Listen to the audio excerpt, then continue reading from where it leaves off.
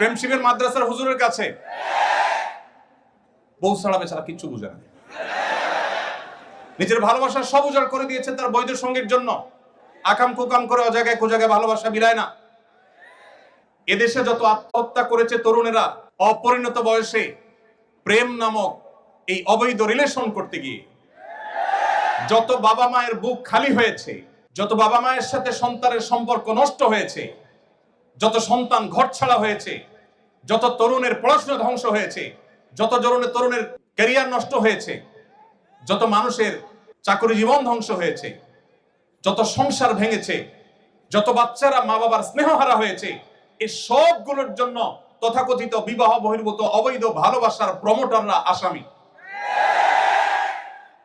এরা কেউ এই সমস্ত অপরাধের দায় এড়াতে পারে না। নবী সাল্লাল্লাহু আলাইহি ওয়াসাল্লাম বলেছেন, যে মানুষ, যে যুবক, যে তরুণ, যে মুসলমান